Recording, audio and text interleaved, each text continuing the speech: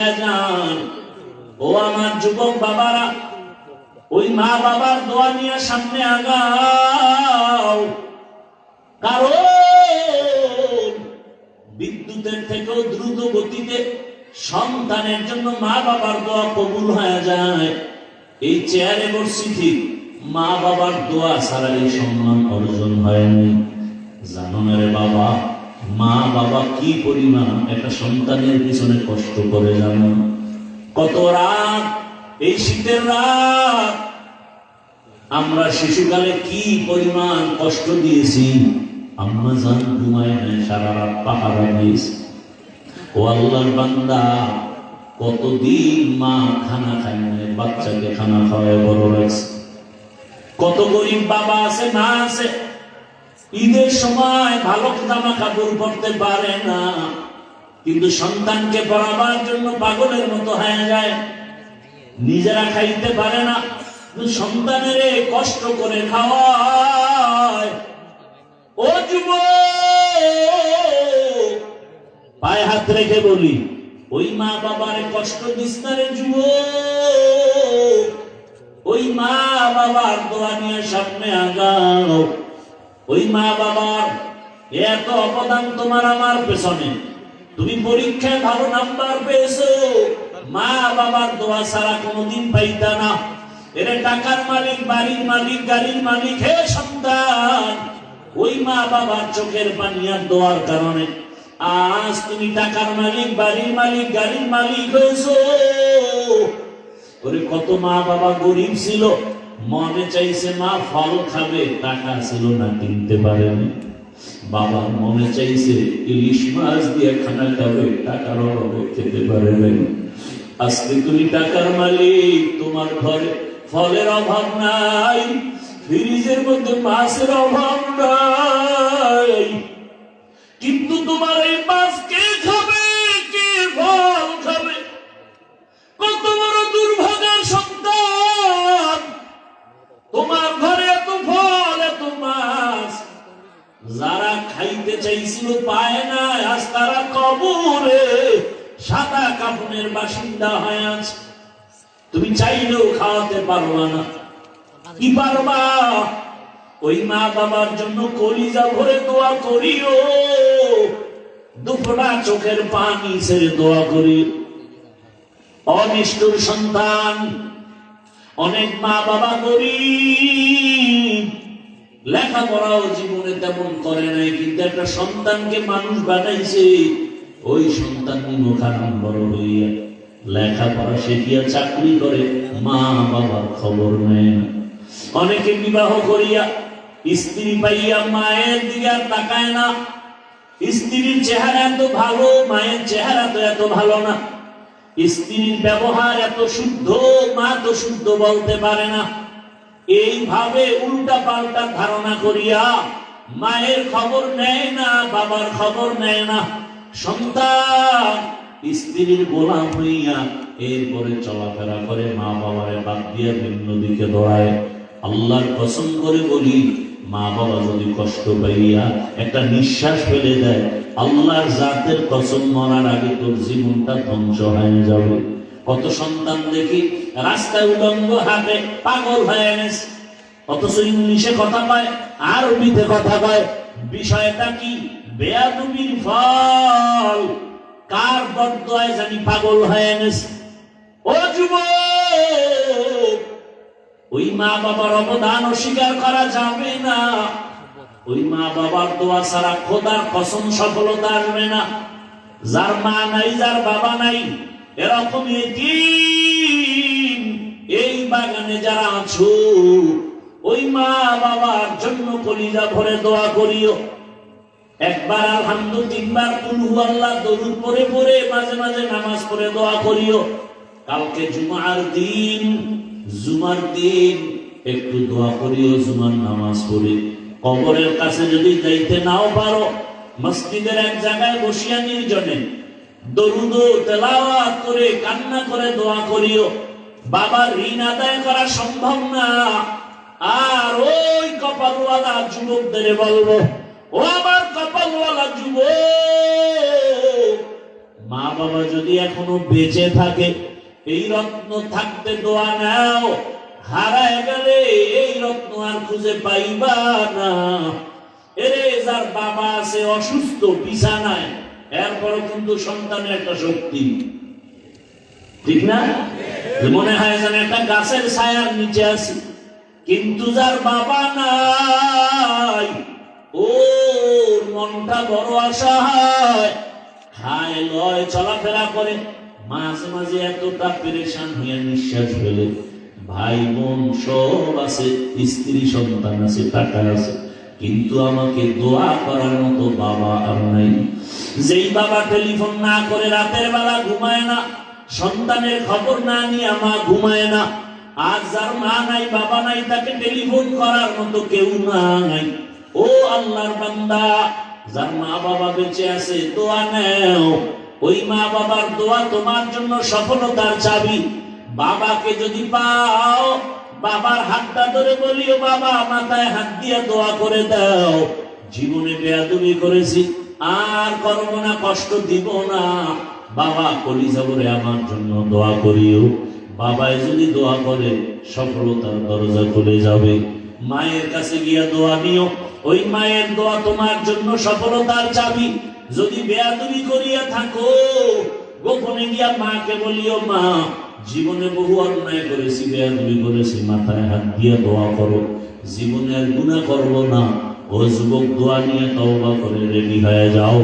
জীবনে তো নামাজ কম সারলা না, দাড়ি কম কাটলা না, বেপরদায় কম চললা না, কত রাত মোবাইলে গুনাহ করে কাটাইলা, এখনো কি তওবা করবা না? আল্লাহর মুহাব্বত অন্তরে নিয়া, মরণের ভয় অন্তরে জমা করে তওবা করো। মনে মনে আল্লাহকে বলো, হে আল্লাহ, জীবনে গুনাহ তো কম করি নাই, হাতের গুনাহ, চোখের গুনাহ, জবানের গুনাহ, অন্তরের গুনাহ, আজ আমরা তওবা করে ফেললাম, মরিয়া গেল আর গুনাহ করব না, নামাজ ছাড়ব না, আর বেপরদায় চলবো না, নবীর সুন্নাত অনুযায়ী চলবো, মা বাবার দোয়া নিয়া, শিক্ষকের দোয়া নিয়া, ওলামায়ে কেরামের দোয়া পরামর্শ নিয়ে চলবো। তওবা করার মতো যদি অন্তর কারো তৈরি হয়, খাঁটি তওবার নিয়তে দুটো হাত আমার আল্লাহকে দেখায় দাও। কলব দান করছি ভাবার জন্য, ভাবতে থাকবে, সে ভাববে না। এদের চক্ষু দিয়েছি দেখার জন্য, দেখে না। এদের কান দিয়েছি শ্রবণ করার জন্য, শুনে না। বলে ভাবতে বলছি আসমানটা কেমন, ভাববে আর আসমানের মালিকের তালাশ করবে। এত সুন্দর সূর্য বানানেওয়ালা না জানি আরো কত সুন্দর, এটা ভাবতে থাকবে আর সূর্যের মালিকের তালাশ করবে।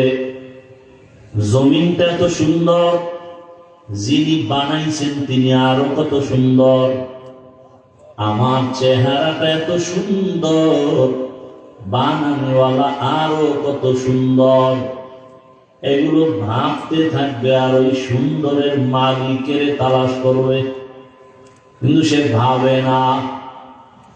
চক্ষু দিছি মা দেখবা সওয়াব, বাবা দেখবা সওয়াব, আলিম দেখবা সওয়াব, কোরআন দেখবা সওয়াব, বাইতুল্লাহ দেখবা সওয়াব, কিন্তু বাংলা সারা রাত মোবাইল নিয়ে গুনাহ দেখে। গুনাহ আছে না নাই?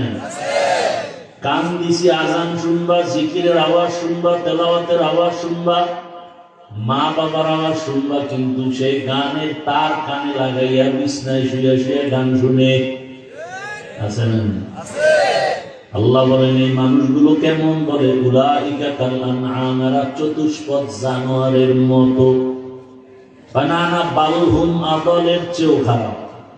কথা হলে এই খারাপ মানুষগুলো তো আমি জান্নাতে দিব না। জান্নাতে যেই মানুষগুলো দিব তারা হবে শ্রেষ্ঠ এবং সুন্দর এবং ভালো চরিত্রবান। দুশ্চরিত্রের কাউকে আমি জান্নাতে দিব না। যেই মানুষ এত দামি, সেই মানুষ পশুর থেকেও খারাপ, টাকায় বিক্রি হয়। গরু কিনতে লাগে 1 লাখ, আর আশরাফুল মখলুক বিক্রি হয় 500 টাকায়। আচ্ছা, যদি কেউ বিক্রি হওয়ার শখ জাগিয়েই থাকে যে আমি বিক্রি হবই, তাহলে অন্তত একটু মানুষ হিসাবে দামটা একটু উঁচু করো, যে ভাই আমার কিনতে হলে 1 কোটি লাগবে, কি না, আমি অল্প টাকায় বিক্রি হব না। আল্লাহ হেদায়েত দান করুন। তো মাদ্রাসা টিকায় রাখার জন্য আমাদের সহযোগিতার প্রয়োজন, অর্থের প্রয়োজন। আপনারা এতক্ষণ দিচ্ছেন, আলহামদুলিল্লাহ, নাকি নাউজুবিল্লাহ। আল্লাহ সবার দান কবুল করেন। দানের বরকতে, হায়াতে, রিজিকে, ইজ্জতে আল্লাহ বরকত বাড়ায়। এবার যদি আরেকটু দেন গুনাহ হবে, তাহলে বিসমিল্লাহ বলে পকেটে হাত কি দেওয়া যাবে? নেন তো 1000, 500, 100 যা পারি সাধ্য মতো দেয়। আপনাদের দায়িত্ব চাই নাম, ছাত্রের নাম, তাড়াতাড়ি ব্যাগ নিয়ে নাম। মাশাআল্লাহ, নতুন ব্যবসার জন্য দোয়া আছে বরকত বিশ্বাস ভাই 50,000। মাশাআল্লাহ, আল্লাহ কবুল করেন। এরপরে এই মাহফিলের স্বেচ্ছাসেবক ভাইয়েরা, শ্রমিক, এই যারা শ্রম দিয়েছে এই মাহফিলের জন্য, এরা কষ্ট তো করছেন, পাশাপাশি এই মাহফিলের জন্য আলাদা তারা 40,500 টাকা দিয়েছেন। আলহামদুলিল্লাহ, আল্লাহ কবুল করেন। গফফার শেখ তিনি দিয়েছেন 4 নং ওয়ার্ড 20,000 টাকা, আল্লাহ কবুল করেন। দ্রুত সবাই দিতেছেন তো, একটা লোক খালি ফিরে এলো। কত এখানে? 1000। মাহফুজা নামের একটা মহিলা 1000 টাকা, আল্লাহ কবুল করে। আল্লাহ সব থেকে বেশি দোয়া, আল্লাহ পাক মাদ্রাসার হাজাতকে গায়বী খাজানা থেকে পূরণ করে দেন। কি আমিন আসে না? ব্যাগওয়ালারা এক পার্সেল দিয়ে বের হয়ে মাদ্রাসার অফিসে ব্যাগগুলো জমা দাও, বা ওই স্টেজের এক পার্সেল, স্টেজের সামন দিক থেকে আসবেন না। আমি আপনাদের সামনে মা বোনদের ওখানেও যদি আপনাদের লোক আছে পাঠায় দেন, মা বোনেরাও দান করবেন, আল্লাহ সবার দান কবুল করেন। আমি আপনাদের সামনে কোরআনে হাকিমের এক আয়াত, রাসূলের একটি হাদিস পড়েছি। ইখলাস ও নিয়তের সমন্বয়, আয়াত ও হাদিসের আলোকে সহি নিয়তে, সহি তরিকায়, সহি কিছু কথা বলার মতো, আপনাদেরকে শুনবার মতো আল্লাহ তৌফিক দান করেন। ইয়া আইয়ুহাল্লাযীনা আমানুত্তাকুল্লাহ, ও জগতের মুমিন, তোমরা আল্লাহকে ভয় করো, তাকওয়া অর্জন করো। আকুনু মা'আস সাদিকিন, এবং দুনিয়াতে যারা সত্যবাদী, আল্লাহর প্রিয় বান্দা, এদের বন্ধু হয়ে থাকো। নবীজি বলেন, মান তাশাব্বাহা বিকাউমিন ফাহুয়া মিনহুম। দুনিয়াতে যে ব্যক্তি যেই গোত্র, যেই দল, যেই সম্প্রদায়ের সাথে ভালোবাসা, উঠা বসা, মোহাব্বত রাখবে, কিয়ামতের দিন তাদের সাথে হাসর হবে। ভাই, গত বছর না আসছিলাম, গত বছর আসছিলাম, সীমাহীন কষ্ট উপেক্ষা করে কিন্তু আসছি। ভাবসাব দেখেন, এটা ভাব দেখানোর কিন্তু জায়গা না। যদি বয়ান শুনতেছেন তো করবো, না হয় মোনাজাত দিয়ে চলে যাব। কারণ ওয়াজ হওয়ার জন্য 2 পুঁজি লাগে, না হয় সেখানে ওয়াজ হয় না, আওয়াজ হয়। আর আমরা ওয়াজ করার জন্য আসি, আওয়াজ দিতে আসি না। আর ওয়াজ হওয়ার জন্য 2 পুঁজির, একটা হলো আল্লাহর রহমত, আর একটা হলো আপনাদের অন্তরে চূড়ান্ত মহব্বত। আমি বয়ান করবো আর আপনি ওখানে বাদাম খাবেন, চানাচুর খাবেন, চা পান করবেন, এই চালাকি চলবে না তো। এটা চালাকির প্যান্ডেল না। বহু চালাক উলঙ্গ হয় রাস্তায় ঘুরে, এই প্যান্ডেল চালাকি করার প্যান্ডেল না। এক ধ্যানে তাকায় থাকবেন মহব্বতের সাথে, তাহলে বয়ান আসবে। ইখলাস নিয়ে বসছেন, বসেন। আপনি যদি আল্লাহর মহব্বত নিয়ে বসতে পারেন, ফাইনাল আল্লাহর ঘোষণা, আপনি বসার সাথে সাথে জীবনের সব গুনাহ মাফ। বয়ান করতেছে, আপনি আরেকদিকে তাকায়া গল্প করেন, মোবাইল নিয়ে ব্যস্ত, এই নাটকের প্যান্ডেল মনে করছেন। আল্লাহ সবাইকে কবুল করেন। দয়া করে এখানে নিয়ে আসছেন কে? আল্লাহ। বাস এখন আমাদের চেষ্টা আমরা যেন খালি হাতে না যাই, কিছু পাই বা না পাই, অন্তত আল্লাহর রহমতের দরিয়া থেকে হেদায়াতের নূর যেন পাই। আল্লাহ সবাইকে কবুল করে। নবীজি কি বলছেন? মান তাশাব্বাহা বিকওমিন ফাহুয়া মিনহুম। যেই ব্যক্তি যেই কওমের সাথে সম্পর্ক রাখবে, যেই দলের সাথে ভালোবাসা রাখবে, কিয়ামতের দিন তাদের সাথে হাসরে উঠবে। এলো তর্জমা। এই কথাটাকে আমাদের দেশে বাংলায় বলে যার সাথে যার মোহাব্বত, আপনারা জানেন না, তার সাথে তার কিয়ামত। আপনার চলাফেরা, উঠা বসা, ভালোবাসা যদি দুনিয়ার কোন বেঈমানের সাথে থাকে, যেমন আব্রাহাম লিঙ্কন, মাও সেতুন, লেনিন, কার্ল মার্কস, ওদের লাইনে থাকে, তাহলে কিয়ামতের দিন ওদের সাথে হাসর হবে। আপনার ভালোবাসা, উঠা বসা, মোহাব্বত, চলাফেরা যেই দলের সাথে থাকবে, কিয়ামতের দিন সেই দলের সাথে আপনার হাসর হবে। সহজ কথা। যদি আপনার চলাফেরা, উঠা বসা কোন জালেমের সাথে থাকে, কোন বেপরদাওয়ালার সাথে থাকে, সুদখোরের সাথে থাকে, ঘুষখোরের সাথে থাকে, বেনামাজিদের সাথে থাকে, হাসরের ময়দানে তাদের সাথেই হাসর হবে। আর আপনার চলাফেরা, উঠা বসা, মোহাব্বত সব যদি থাকে আল্লাহর কোরআনের সাথে, রসুলের সুন্নাহর সাথে, ওলামায়ে কেরামের সাথে, কিয়ামতের দিন আল্লাহ পাক দয়া করে ওলামায়ে কেরাম, সাহাবায়ে কেরাম, কোরআন হাদিসের ধারক বাহক আম্বিয়ায়ে কেরামের সাথে হাসর করাবেন। এখন কোন দলে থাকবেন এটা আপনার সিদ্ধান্ত, বলার দায়িত্ব আমি বলে দিলাম, রসুলের হাদিস। এবার আপনি কি করবেন সেটা আপনার, কারণ এই দুনিয়াতে আপনি যদি উল্টাপাল্টা করেন আপনার কেউ ধরল না। আমরা হুজুরেরাও বিনামূল্য, আমরা কাজ হলো বুঝানো। ইসলাম বাই ফোর্স না বাই চয়েস। জোর করে কাউকে কালিমাওয়ালা বানানোর নিয়ম নাই। আমরা মন চাইলে আপনি টুপি পরবেন, না চাইলে ক্যাপ পরবেন, আপনাকে গালি দেওয়ার কোন অধিকার নেই। হ্যাঁ, যদি টুপির বিরুদ্ধে বলেন তখন যুদ্ধ করব।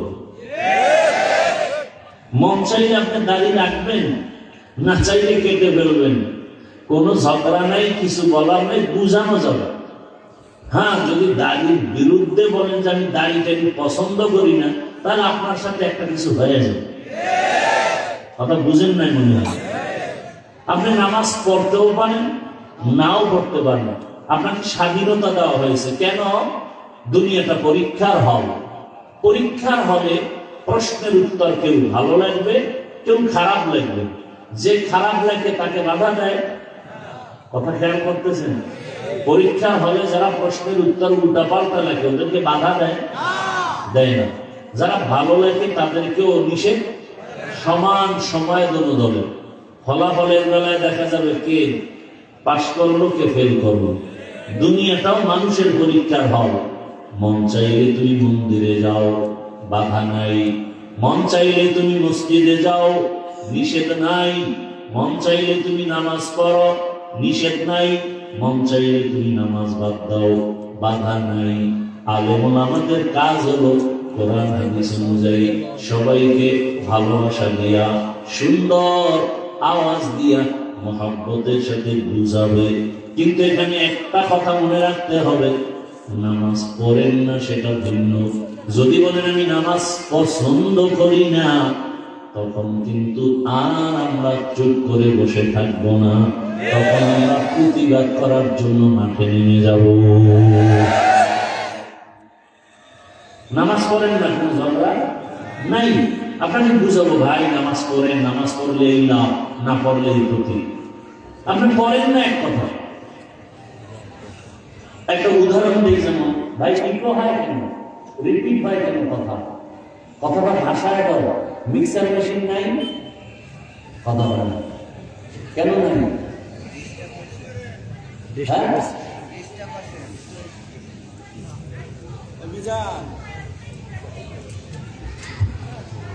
এতগুলো মাইক রাখলো, বক্স দিলাম, মিক্সার দিলাম, এটা কথা?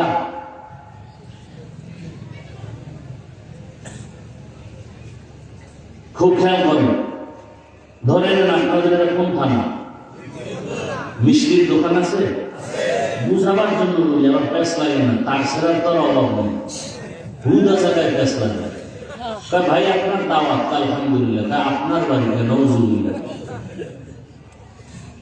খেয়াল করবো, এক বেচারা মিষ্টির দোকানে গিয়া টাকার একটা বান্ডিল নিয়ে পকেটে রেখে বলে, এই দোকানের মিষ্টি মিষ্টি না, রসের গল্লা না, সব মাটি দিয়ে বানানো, কেউ নিবা না, সব খারাপ। কাস্টমার আসবে? এখন মালিকের মন খুশি না বেজার? খুব খেয়াল করি। শেষে মালিক, তুমি বেজার হয়েছো, কোনো টেনশন নাই, বানবে সব মিষ্টি নদীতে ফালানো, কত টাকা তোর লস, সব দিব। মালিক বলবে, তোর মতো বেইমানের কাছে দিব না, মিষ্টি আমি ভালো দেব, তুই একটা বেইমান, তুই টাকা দিল, তোর টাকা নিব না, তোর কাছে মিষ্টি দিব না, তুই বিরোধিতা করলি কেন, আমার বদনাম করলি কেন? আর একজন গরিব মানুষ, মিষ্টি দেখা ভালো লাগছে, খেতে মনে চায়, কিন্তু পকেটে টাকা নাই, দোকানের সামনে দাঁড়ায়, ও ভাইয়েরা, তোমরা সবাই এই দোকানের মিষ্টি খেয়ে যাও, পুরা কুষ্টিয়ার মধ্যে এত সুন্দর মিষ্টি কেউ বানায় না, সবাই ভিড় জমায় মিষ্টি নেয়। মালিক তাকায় দেখে, এই বান্দা কেন মিষ্টি নেয় না? ডাক দিয়ে কয়, ভাই তুমি মিষ্টি নাও না কেন, খাও না কেন, প্রশংসা করো? আমি মিষ্টি খাইতে মনে চায়, কিনার মতো টাকা নেই। তখন দোকানওয়ালা কয়, ভাই মনের মতো মিষ্টি খাও, আর তুমি বাসায়ও নিয়ে যাও, তোমার থেকে একটা টাকাও লাগবে না, তুমি যে আমার প্রশংসা করেছো এটাই আমার জন্য যথেষ্ট। ঠিক তেমনি ভাবে এই দুনিয়াতে যে টুপি করে না, মনে আফসুস, টুপি পরলে ভালো দরকার, তুমি পড়ছো আলহামদুলিল্লাহ, দোয়া করে আমিও যেন পড়তে পারি। এই বান্দা টুপি না পড়লেও এক সময় হেদায়াত পেয়ে যাবে,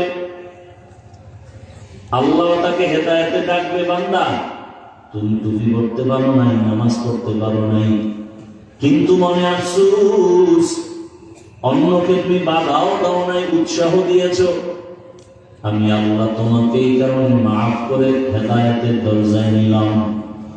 কিন্তু এমন কোন কপাল করা যদি থাকে, নিজেও নামাজ পড়ে না, অন্যের নামাজও ভালো লাগে না, বিরোধিতা করে, নামাজ পড়ে লাভ কি? নামাজ পড়ে লাভ কি?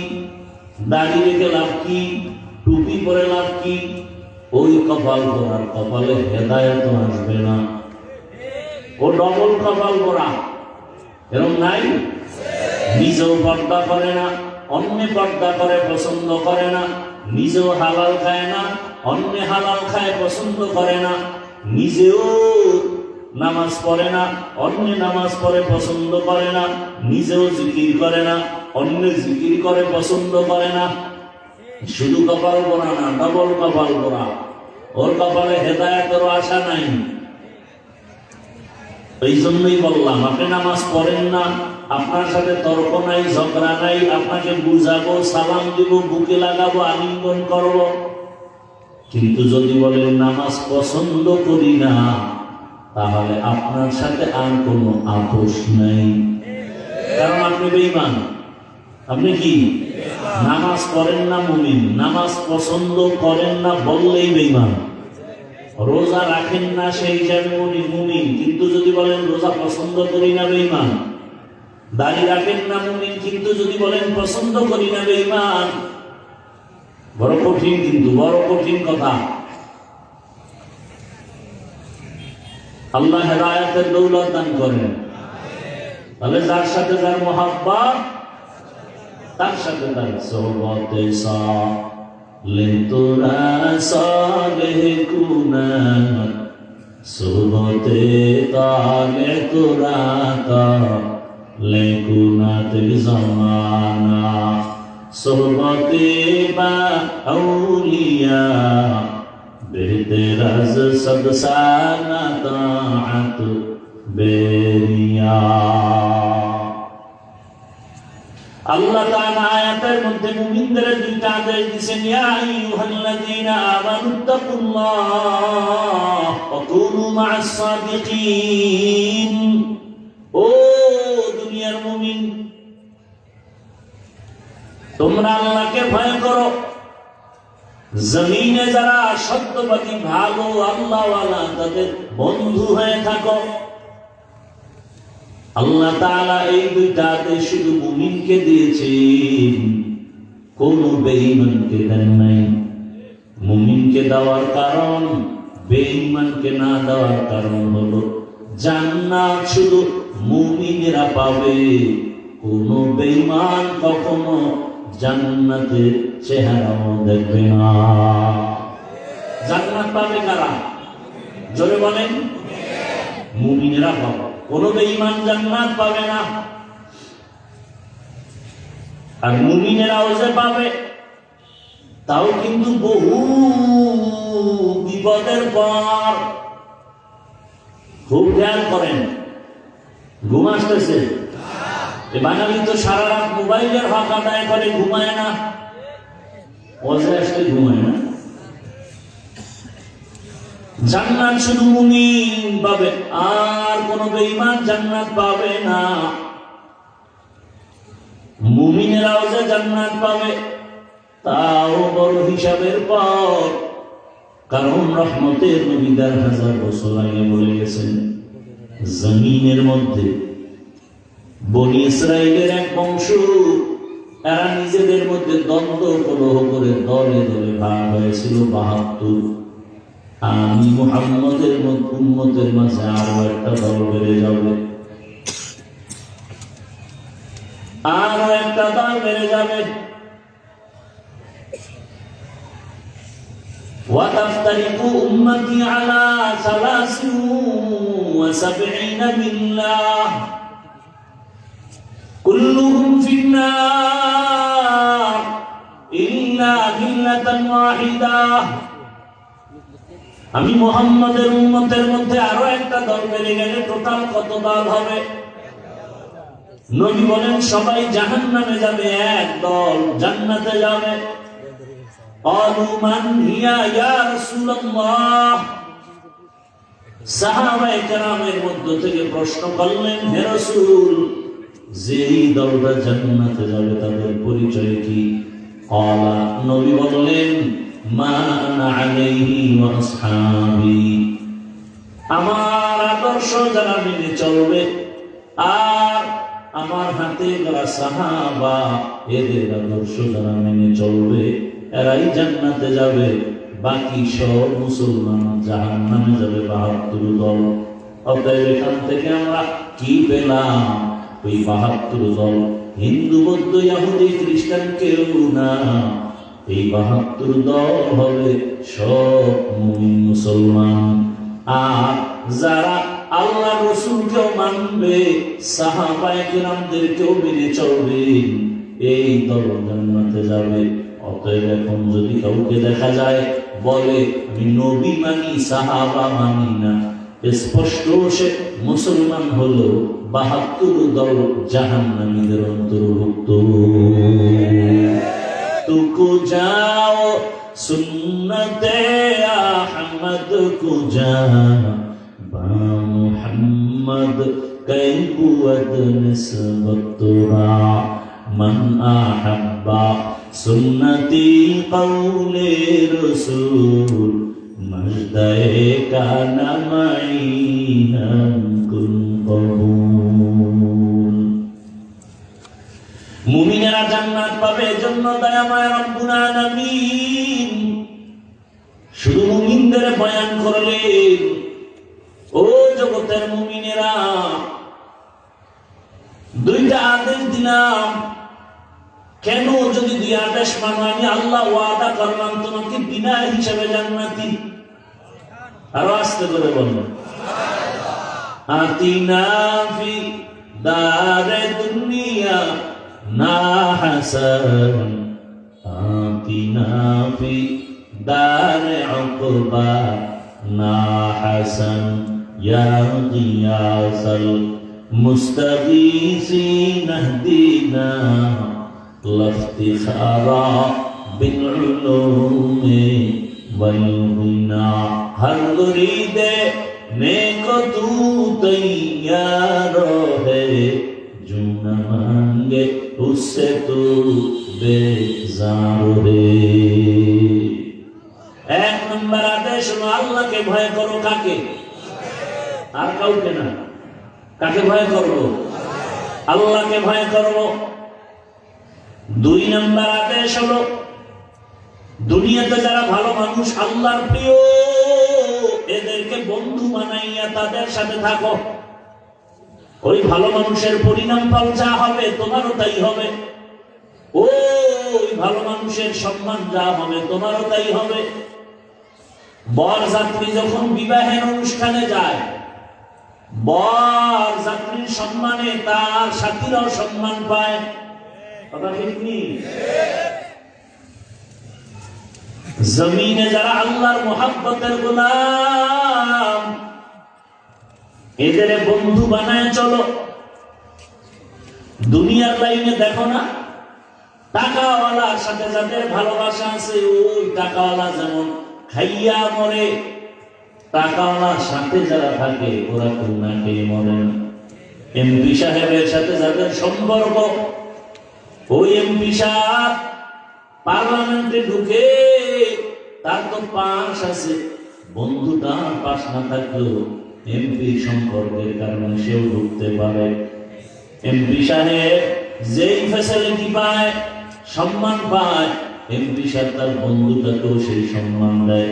আবার কেউ যদি জানে এই লোকটা এমপি সাহেবের কলিজার বন্ধু, এমপিকে যতটুকু সম্মান করে বন্ধুটাকেও ততটুকু সম্মান করে।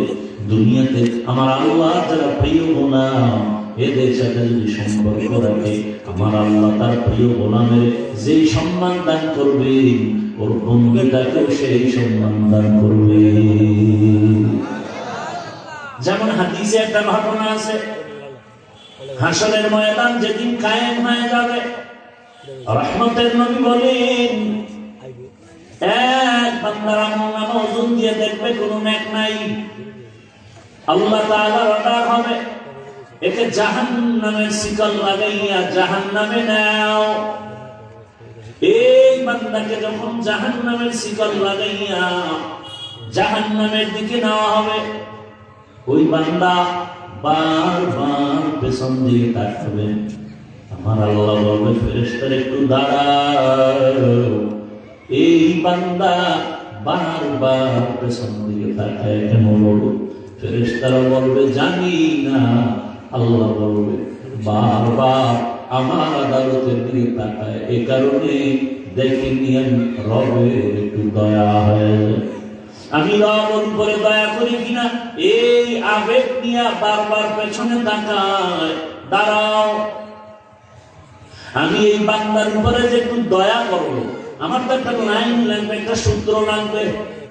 দেখো তার আমলনামা টানো, দেখো তার আমলনামার মধ্যে আছে কিনা ইতিহাসে যে কোরআন ওয়ালার সাথে কোনো বন্ধু জীবনে কোরআন পড়ছেনি। দেখো আমলনামা তালাশ করে দেখবে জীবনে কোরআনের সাথে সম্পর্ক করেনি। আল্লাহ বলবেন, দেখো কোরআন ওয়ালা আর সাথে কোনো সম্পর্ক আছে কিনা। ফেরেশতারা দেখবে কোরআন ওয়ালার সাথেও কোনো সম্পর্ক নাই। আল্লাহ বলবেন, শেষবার দেখো ওই বান্দার এমন কোন বন্ধু আসেনি যেই বন্ধুর সাথে কোরআন ওয়ালার সাথে সম্পর্ক আছে। আমলনামা টেনে দেখবে, হ্যাঁ এই বান্দার এমন একজন বন্ধু আছে, ওই বন্ধুটা আর একটা সম্পর্ক আছে একজন কোরআন ওয়ালার সাথে। আল্লাহ বলবেন, আজকের হাসরের দিনের জন্য আমি রহমান না, আমি রহিম। আমার স্পেশাল পাওয়ার আমি আল্লাহ ওই কোরআনের সূত্র ধরে এই জাহান্নামীকেও আজ আমি জান্নাতি বানায় দিলাম। সোহবতে সালেহ তোরা সালেহ কুনাত, সোহবতে তালেহ তোরা তালে কুনাতের জামানা, সোহবতে বা আউলিয়া বেহতের সব সালা তাআত বেরিয়া। তাহলে ভালোর সাথে থাকলে ফলাফল খারাপ না ভালো? আল্লাহ বলেন জমিনে আমার ভালো যারা সত্যবাদী। বলে কেমন সত্যবাদী? হিন্দুদের মধ্যেও তো সত্য আছে। না না, পৃথিবীতে একটা মানুষ, একজন ব্যক্তি সত্যবাদী যার কোনো তুলনা নাই। এমন সত্যবাদী যার হায়াতে কোনদিন একটা মিথ্যা কথা বলেন নাই, কোনদিন একটা গালি কাউকে দেন নাই। হাজারো গালি শুনছেন, কোন গালির জবাব দেন নাই। তিনি হলেন আল্লাহর পেয়ারা হাবিব রাহমাতুল লিল আলামিন। কেমন হাবিব? মুসা নবী আমার বন্ধু, ঈসা নবী আল্লাহর বন্ধু, ইব্রাহিম নবী আল্লাহর বন্ধু, সুলাইমান পয়গম্বর আল্লাহর বন্ধু। সব নবী রাসূল আমার আল্লাহ তাআলার বন্ধু। আমার নবীও আমার আল্লাহর বন্ধু। ব্যবধানটা কোথায়?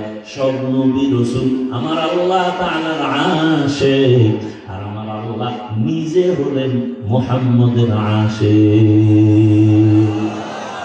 ব্যবধান আছে না নাই? ইমামুল আউয়ালিন আল আখিরিন, বহরে সাদকা রাহমাতাল লিল আলামিন, সাইয়্যিদুল কাউনাইন খাতমুল মুরসালিন, আখিরামত বুদ ফখরুল আউয়ালিন, শুধু ওজুদাস রহমাতাল লিল আলামিন, মসজিদে ও শুদ হামারো এ জমিন। ওগো নবীর উম্মতেরা,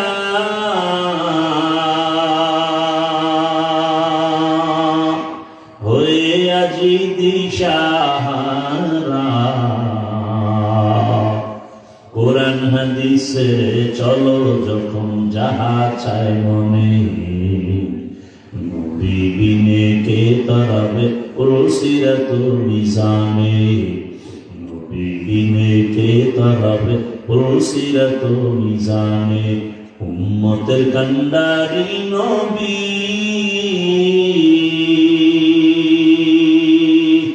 কাঁদছেন উম্মতের লাগি,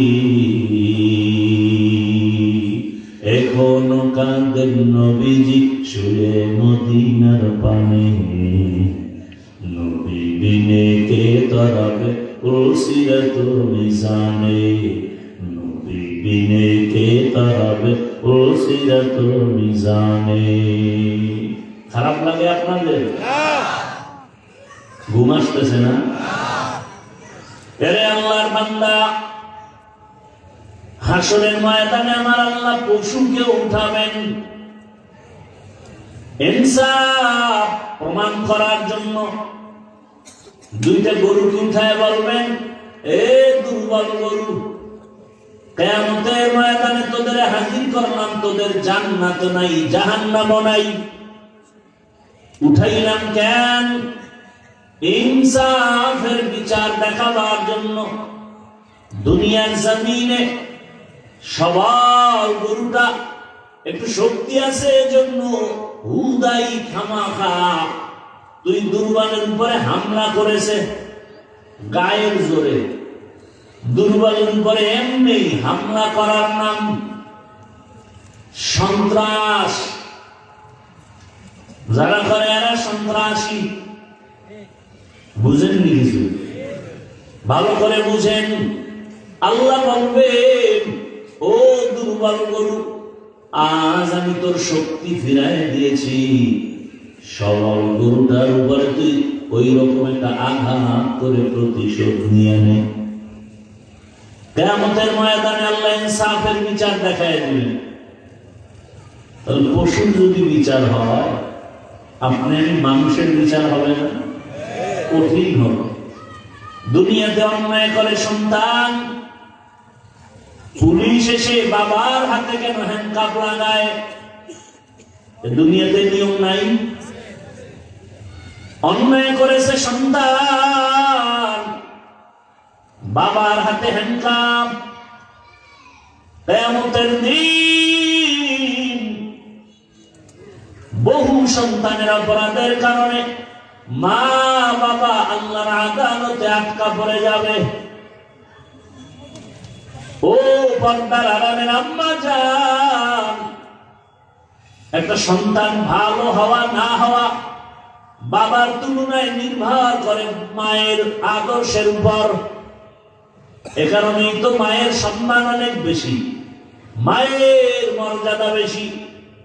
রহমতের নবী 3 বার বলেছেন, মাকে সম্মান করো, মায়ের হক আদায় করো। 1 বার বলেছেন বাবার কথা। নবী হাদিসে বলেছেন, দুনিয়াতে যা দেখো সব সম্পদ, আর দুনিয়া কুল্লুহা মাতা, খায়রু মাতা'আদ দুনিয়া লিমরাতুস সালিহা। আদর্শবান একজন নারী গোটা দুনিয়ার মধ্যে শ্রেষ্ঠ সম্পদ। কারণ দামি বিজ্ঞানী, দামি দামি DC, SP, OC, engineer, professor, ডাক্তার, এ দুনিয়ায় যত দামি দামি জগৎ বিখ্যাত সন্তান, সব হওয়ার পেছনে মায়ের অবদান। কার অবদান? মায়ের অবদান। গাছ ভালো হলেই তো ফল ভালো হয়, মা বাবার আদর্শ ভালো হলেই তো সন্তানের আদর্শ ভালো হয়। বাবার তুলনায় মায়ের অবদান কেন বেশি? মায়ের উপরে দায়িত্ব বেশি কেন? কারণ একটা সন্তান জন্ম লগ্ন থেকেই বাবার তুলনায় মায়ের কাছে সময় কাটায় বেশি। কথা বলেন না কেন? এজন্য জগৎ বিখ্যাত দার্শনিক, জগৎ বিখ্যাত আলেম, জগৎ বিখ্যাত বুজুর্গ ইমাম গজালি রাহমাতুল্লাহ আলাইহি লিখেন, প্রত্যেকটা সন্তানের জন্য তার মা হলো প্রাথমিক শিক্ষিকা। প্রাথমিক শিক্ষিকা। বাবা সন্তানের তেমন কিছু দিতে না পারলো, বাবা তো খানা দেওয়ার জন্য দিনরাত মেহনত করে বাইরে, মা সন্তানটাকে ছোট থেকে, শিশু থেকে শিখাবে। আর বাচ্চাগুলো অনুকরণ প্রিয়, মা যা করে বাচ্চা দেখে দেখে তাই করে। দেখবেন যে মা নামাজি, ওর সন্তানটাও কি হয়? নামাজি হয়। মা যখন আজান দিছে, আজান শুনিয়া মা মাথার কাপড় একটু ফালানো ছিল, মাথায় উঠায় দিছে। বাচ্চাগুলো খেয়াল করে। আপনাদের তো দেখারও টাইম নেই, ব্যস্ত দুনিয়া নেই। মা কাপড় টেনে দেয় কেন? আজান হয়ে গেছে। বাচ্চাটা হঠাৎ একদিন আজানের টাইমে কাপড় টেনে ফেলে দিছে। মা কয় গুনা গুনা গুনা, ফালায় না, একটা গুনা। বাচ্চা বুঝে না গুনা কি জিনিস, ওর মধ্যে একটা ভয় রয়েছে। একদিন দেখা যায় আজান দিছে, মা কাপড় উঠায় না, বাচ্চা উঠায় দিয়ে কয় মা গুনা গুনা গুনা। ঠিক নেই? মা যখন উজুতে যায়, বাচ্চাটা অজু করার জন্য চলে যায়। মা অজু বানায়, হাতের কনু আর চেহারাটা ধুইয়া পা ধুয়ে অজু বানায়। বাচ্চাটা অজু করতে গিয়া হাত গোসল করে ফেলে। ও তো বুঝে না অজু কি জিনিস। মা যখন যায় না মাঝে দাঁড়ায় গেছে, বাচ্চাটাও দাঁড়ায় গেছে। মা বুকুর উপরে হাত বেঁধে ঠোঁট নাড়ায় আর তেলাওয়াত করে, আলহামদুলিল্লাহি রাব্বিল আলামিন আর রহমানির রহিম মালিকি ইয়াউমিদ্দিন ইয়্যাকা না'বুদু ওয়া ইয়্যাকা নাস্তাঈন ইহদিনাস সিরাতাল মুস্তাকিম সিরাতাল লাযীনা আন'আমতা আলাইহিম গায়রিল মাগদুবি আলাইহিম ওয়ালাদ-দাল্লিন।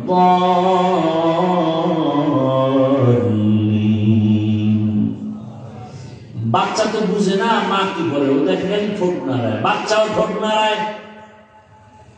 এই কাহিনী দেখছেন জীবনে? এই কপাল হয়েছে? মা তেলাওয়াত শেষ করে যখন কেরাত শেষ রুকুতে গেল, বাচ্চাটাও রুকুর মধ্যে চলে গেল।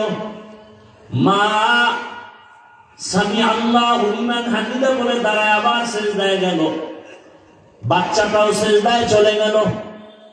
মা সিজদায় গিয়ে পড়ে কপাল আর নাক লাগায় পড়ে সুবহানা রাব্বিয়াল আ'লা। বাচ্চাটার নাক আর কপাল না লাগাইয়া গালটারে মাটির মধ্যে লাগায় মায়ের দিকে তাকায়, দেখে মা ঠোঁট নাড়ায়, বাচ্চাটাও ঠোঁট নাড়ায়। কত আর ভালো লাগে।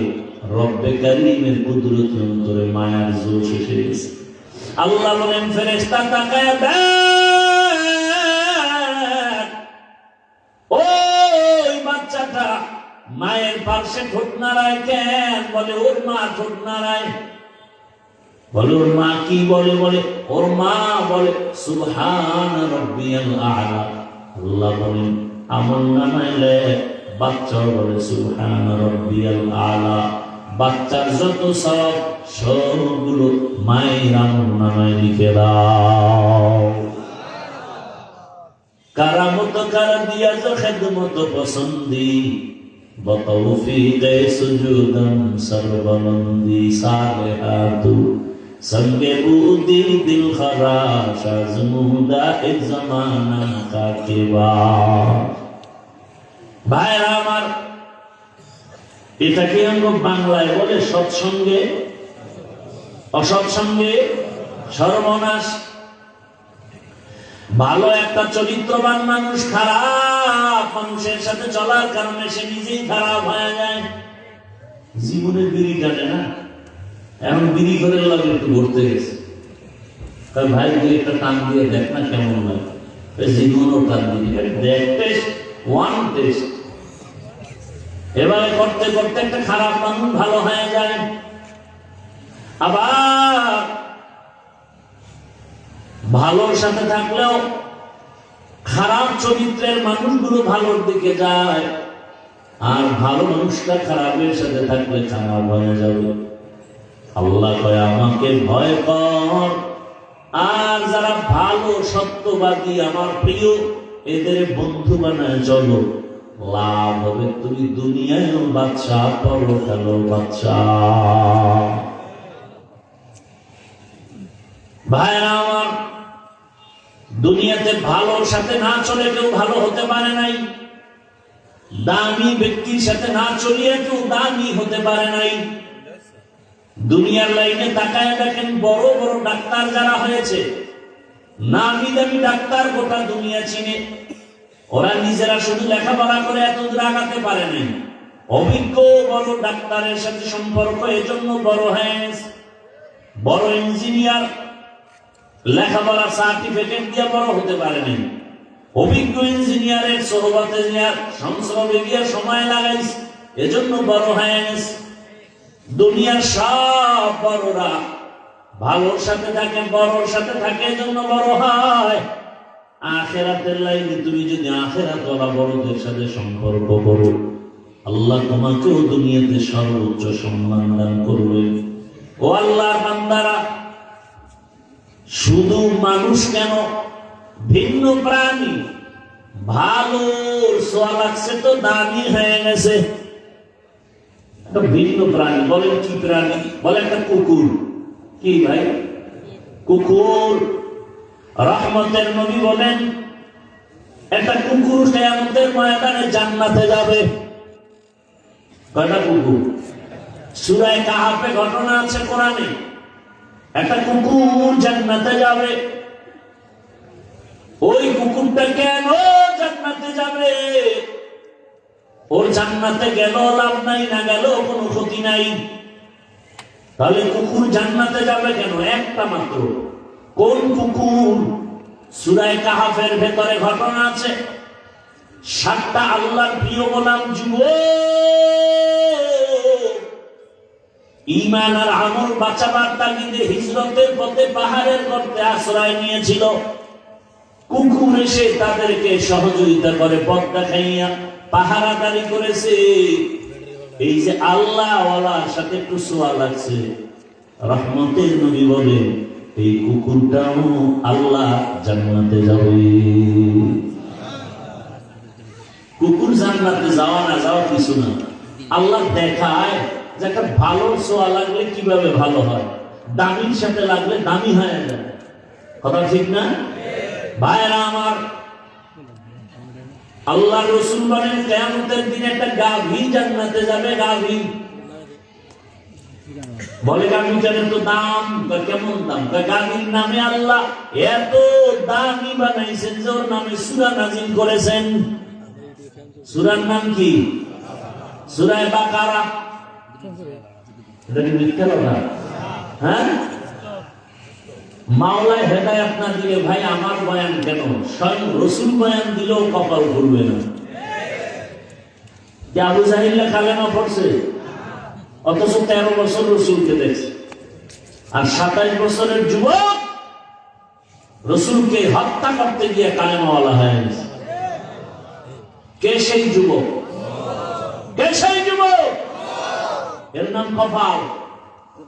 বয়ান শুনলে হবে, খেয়াল করতে হবে। একটা কুকুর জান্নাতে যাবে, এটা কেমন কথা? একটা গাভী জান্নাতে যাবে, যে গাভীটার এত দাম যে সূরা নাযিল হইছে গাভীর নামে, এটা কেমন কথা?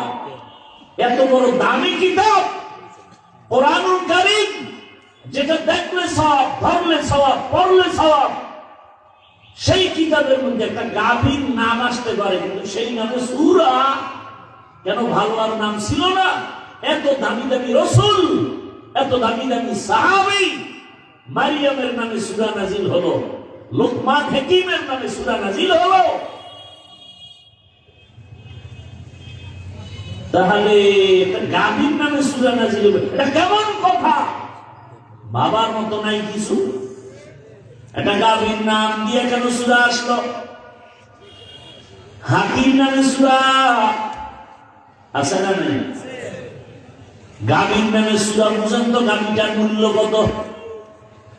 এত দাম। এত দাম হওয়ার কারণ হলো মুসা নবীর সাথে সোয়া লাগছে।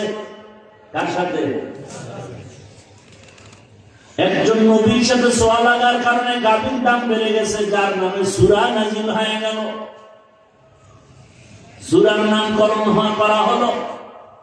তাহলে মানুষ, তুমি কেন বুঝো না?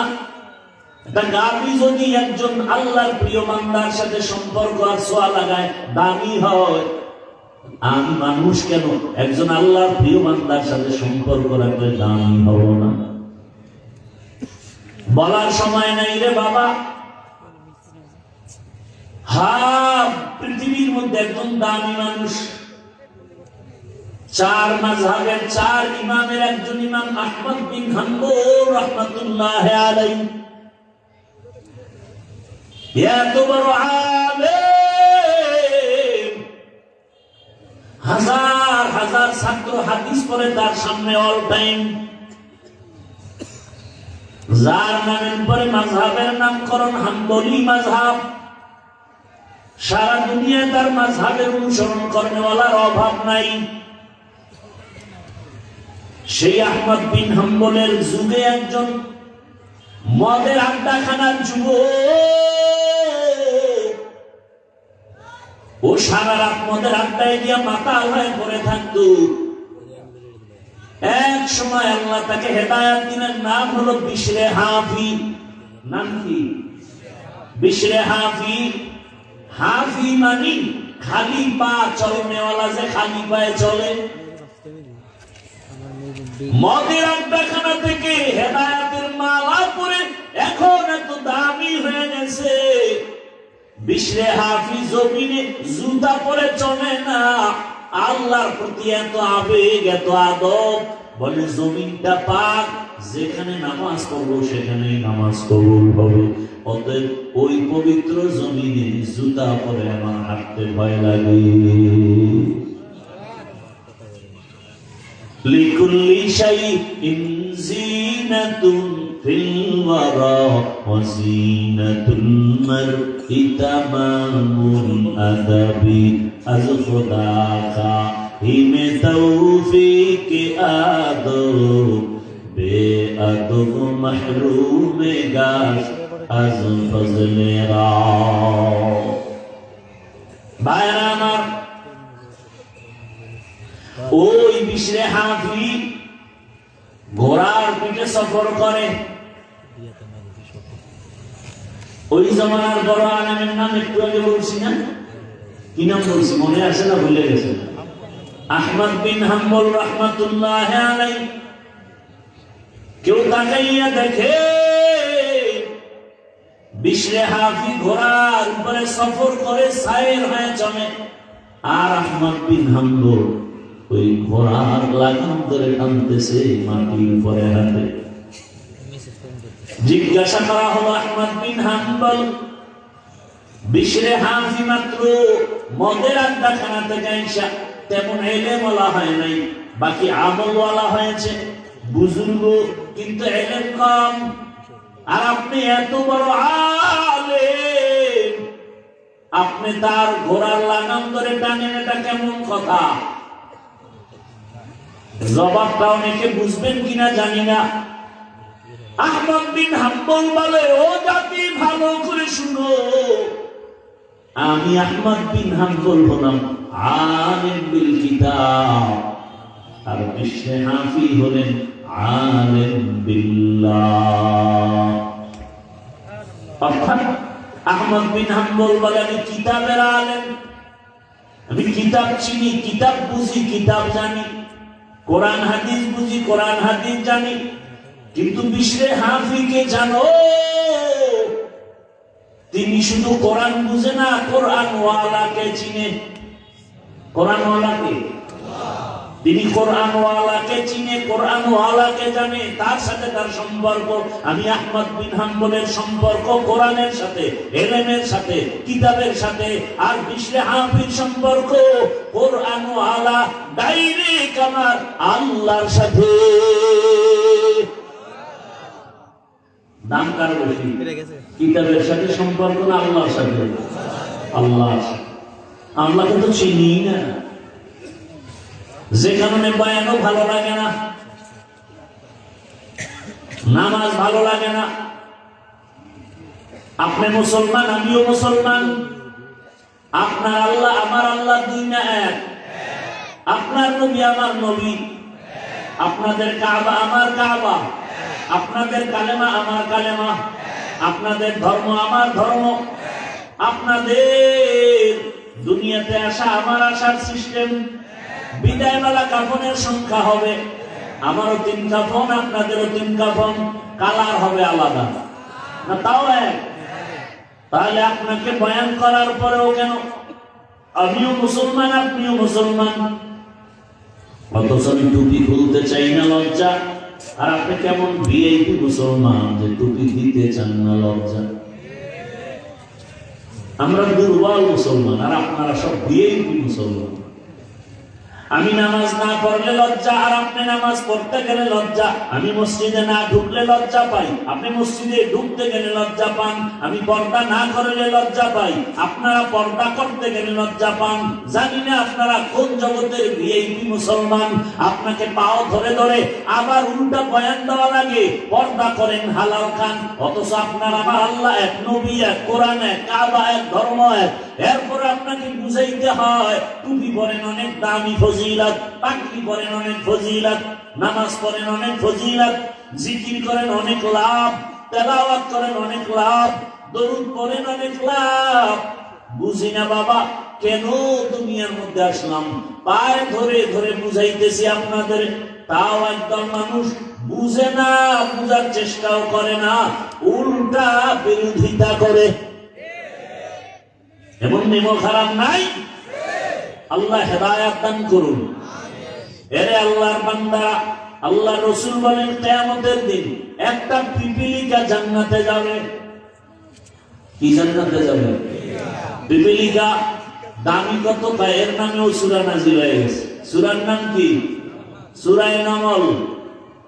পিপীলিকা এত দামি কেন যে পিপীলিকার নামে সূরার নাম আছে? সুলাইমান নবীর সোয়া লাগছে তো দাম বেড়ে গেছে। বা সুলাইমা দাদে মুলক সরওয়ারি শুদমতি হে খাতে মশদে ওয়াপুরি। পয়গম্বর সুলাইমান জমিনের উপরে সিংহাসনে চলে। জমিন থেকে 9 মাইল উপরে সুলাইমান পয়গম্বরের সিংহাসন চলে। কয় মাইল উপরে? মদিনাতুল মুনাওয়ারা পেরিয়ে যখন সামনে যায়, হঠাৎ পয়গম্বর সুলাইমানের কানে 9 মাইল উপরে পিপীলিকার আওয়াজ আসছে। পিপীলিকা তার জাতি বাইরে ওয়াজ করে। ওয়াজ সুলাইমান নবী 9 মাইল উপর থেকে পিপীলিকার বয়ান শুনা হাসলেন। ফাতা বাসামা। পয়গম্বর সুলাইমান হাসি দিয়া কয়, সিংহাসন জমিনে ল্যান্ড করো। জমিনে ল্যান্ড করার পর সুলাইমান নবী পিপীলিকার ঘটনা শুনাইতেছেন। পিপীলিকার রাজা নেতা তার জাতি বাইরে বয়ান করে, ইয়া আইয়ুহান নামলু দুখুলু মাসাকিনাকুম। পিপীলিকা সব গর্তের ভেতরে ঢোক, না হয় সুলাইমানের সৈন্যবাহিনী ফিসি দিয়া এমন একটা চাপ খাবি যে মরে যাবে। পিপীলিকা বয়ান করে তার জাতি বাইরে। এর নাম রাজনীতি। এর নাম কি? রাজনীতি। কি রাজনীতি? দেখ, একটা পিপীলিকা তার জাতি ভাইয়ের ক্ষতি চায় না, সতর্ক করে, তাড়াতাড়ি নিরাপদ জায়গায় ঢুকো। আর মানুষ কত নিমখ খারাপ, বডিগার্ড বডির উপরে আঘাত করে গুলি মারে। কথা বলেন না? মানুষ বড় বেঈমান। স্বার্থের টানে মা বাবা সন্তানকে জবাই করে, সন্তান মা বাবাকে জবাই করে, ভাই ভাইকে জবাই করে, স্ত্রী স্বামীকে জবাই করে, স্বামী স্ত্রীকে জবাই করে, বন্ধু বন্ধুটার কল্লা ফেলে দেয়। কুকুর মারলে কষ্ট লাগে, এই জাতি মানুষ মারে মনে কষ্ট পায় না। পিপীলিকার থেকে শিক্ষা নাও। এই পিপীলিকার এত দাম হলো, আল্লাহ রসুল বলেন কিয়ামতের দিন এই পিপীলিকা জান্নাতে যাবে। তাহলে একটা পিপীলিকা ক্ষুদ্র, চোখেও ধরা পড়ে না, তার যদি এত দাম হয়, একজন নবীর সাথে সম্পর্কের কারণে ওই নবীর ওয়ারিস উলামায়ে কেরাম, ওয়ারাসাতুল আম্বিয়া, আর নবী আসবেন না, সাহাবায়ে কেরাম আসবেন না।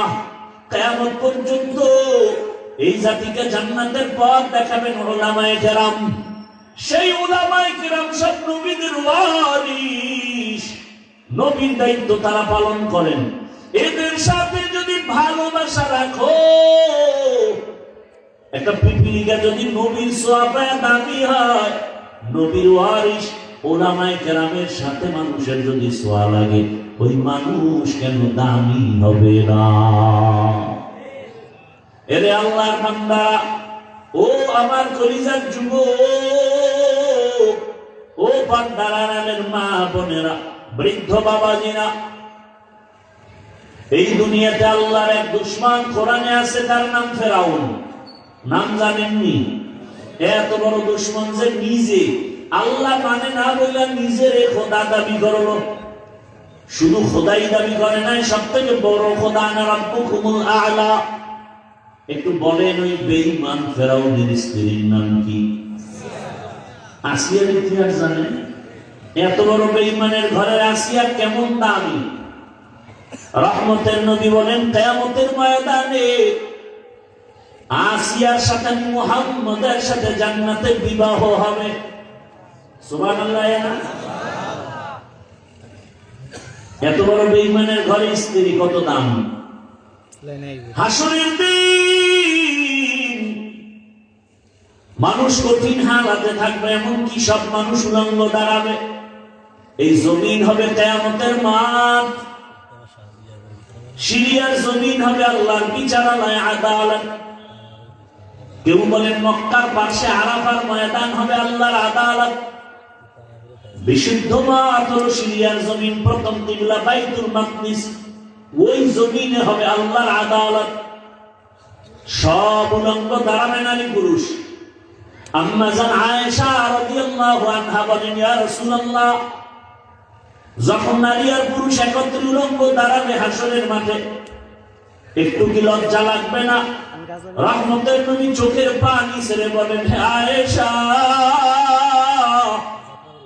হাসরের মাঠ এত ভয়ঙ্কর হবে যে কেউ কারো দিকে তাকাবার হুঁশ থাকবে না। হাসরের মাঠে দাঁড়ানো মাত্র মানুষগুলো পাগলের মতো হেলবে দুলবে। একদিকে সূর্যের গরমে মাথার মগজগুলো ভাতের মারের মতো ফুটবে, মাটির জমিনটা তামা হয়ে গরম হয়ে যাবে, পায়ের চামড়া পুড়ে যাবে।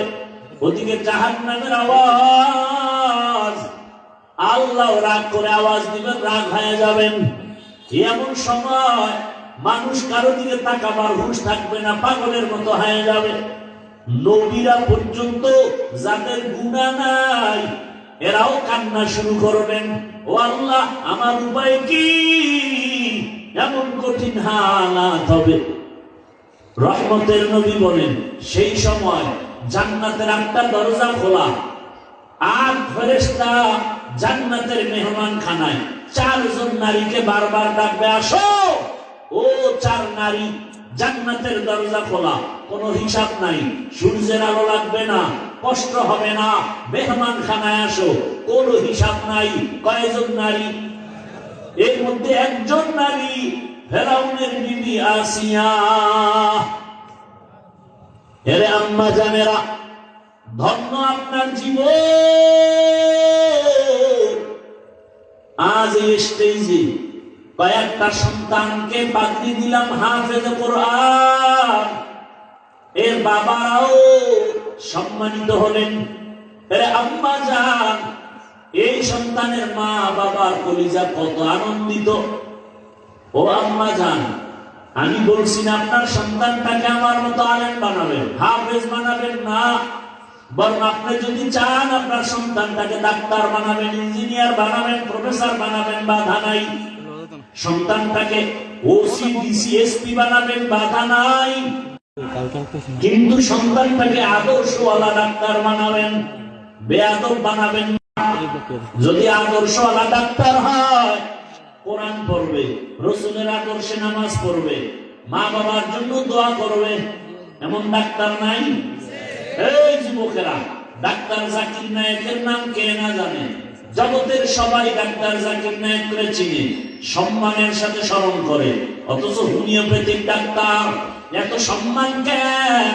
আল্লাহর কোরআন আর কোরআনওয়ালার সাথে ছোঁয়া লাগছে, কথা ঠিক না? তুমিও যদিও ভাবে দোয়া নিয়ে ডাক্তার হও, মা বাবার দোয়া, শিক্ষকের দোয়া, ওলামায়ে কেরামের ছোঁয়া লাগাইয়া যদিও তুমি জেনারেল লাইনে পড়ে ডাক্তার হও, তোমারও সম্মান গোটা দেশের মধ্যে ছড়ায়া যাবে। আল্লাহ যদি কবুল করে গোটা দুনিয়ায় ছড়াবে। আল্লাহ পারে না? ভালো ছোঁয়া লাগাও, সৎ সঙ্গে থাকো, মোবাইলের গুনার সঙ্গ বাদ দাও, আড্ডা বাদ দাও, নারীদের আড্ডা বন্ধ করো, বেপরদা চরিত্রহীন বন্ধু বান্ধবের আপন বানায় না। জীবনে মানুষের সম্পদ 2টা, সুন্দর চরিত্র আর সুস্বাস্থ্য। কি? সুন্দর চরিত্র নষ্ট করার জন্য মোবাইল তোমার পেছনে কাজ করে, আর তোমার বন্ধু বান্ধবেরা যদি খারাপ হয়, তোমার চরিত্র খারাপ হয়ে যাবে। এরে আমার যুবক, আদর্শবান ইঞ্জিনিয়ার হও, আদর্শবান ডাক্তার হও, আদর্শবান ডিসি হও, আদর্শবান এসপি হও। আমার দেশে মাওলানা মুফতি মুহাদ্দিসের অভাব নাই, আমার দেশে আদর্শবান ডাক্তারের অভাব, আদর্শবান ইঞ্জিনিয়ারের অভাব, আদর্শবান ডিসি এসপির বড় অভাব। আদর্শবান ডাক্তার হও। আর যদি আমার থানা জেলার ওসিডিসিরা আদর্শবান নামাজি হতো, কোরআনের বয়ান চলতো, কোন সুক্ষরের অনুমতি নেওয়া লাগতো না। তাহলে স্কুলে কলেজে পড়িয়া, ডাক্তারি পড়িয়া, জেনারেল লাইনে পড়িয়া কি আমার আল্লাহকে পাওয়া যাবে না? হ্যাঁ, সাঙ্গটারে পাল্টাও, খারাপ সঙ্গ বাদ দিয়া ভালো সঙ্গ লাগাও, আলেমদের ছোঁয়া লাগাও। দেখো কুষ্টিয়া ভার্সিটির মধ্যে কি টুপিওয়ালা কোন ছাত্র নাই? কথা বলো। পরে জেনারেল লাইনে কিন্তু মাথায় টুপি, পাগড়ি, দাড়িও বড়। ঢাকা কলেজে যাও, পাগড়িওয়ালা ছাত্রের অভাব নাই। তুমি কেন পারো না? বরং তোমার কাছে বয়ানও ভালো লাগে না। কারণটা কি? তোমার অন্তর দুর্বল হয়ে গেছে। এখনো সময় আছে, ফিরে আসো, আল্লাহর কাছে তওবা করো। ও আল্লাহর বান্দারা, এত বড় বেঈমানের ঘরের, ফেরাউনের ঘরে আসিয়া আমার আল্লাহ এত পেয়ারা হয়ে গেলেন। রহমতের নবী সুসংবাদ দিছে, কিয়ামতের দিন জান্নাতে তার সাথে বিবাহ হবে।